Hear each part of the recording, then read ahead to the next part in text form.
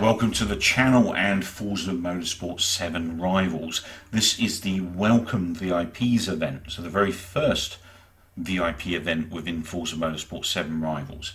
And it's driving the Chevy Camaro 69 Forza Edition.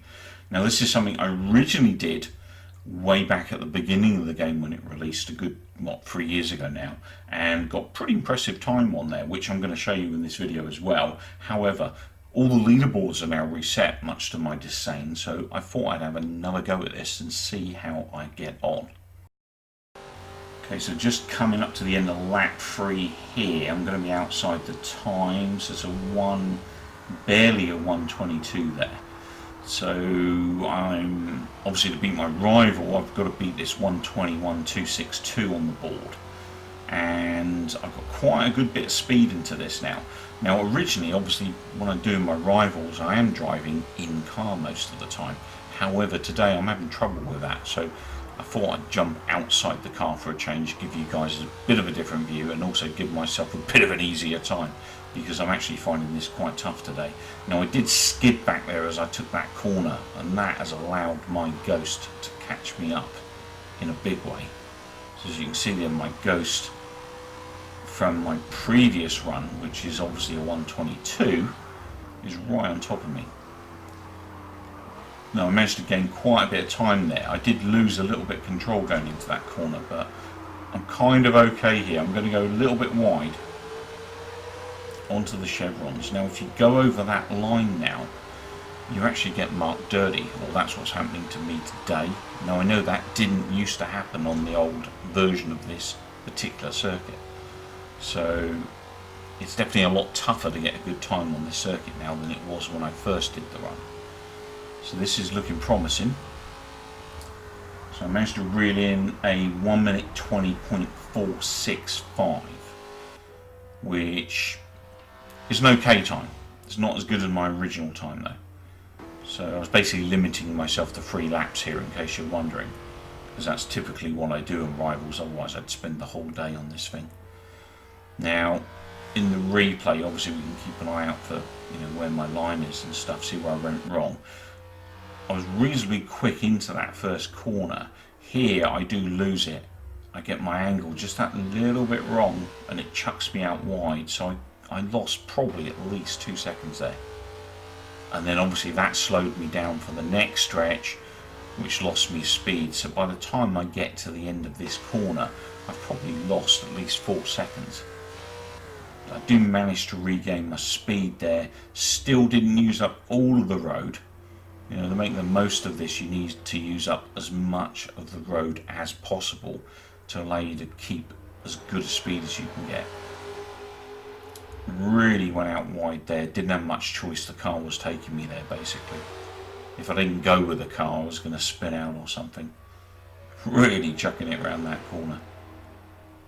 Straight up the hill.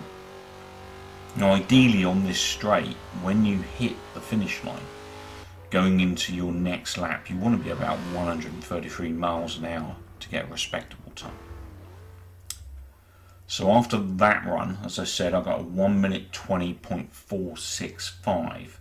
Now in Europe, that put me 492nd out of 4,031 other drivers, which is quite a big difference from my original time, to be honest, which you'll see in a few secs. World time 896th out of 8,644, which put me in the top 10% of drivers, which I'm reasonably happy with that. Actually top 10% thereabouts. Okay, so coming up to the end of lap 1 here. Now this is deliberately a slow lap because I'm trying to warm tyres. I'm now going to try and push this thing to the max to see if I can beat this rival time of 1:18.527. It's going to take some doing.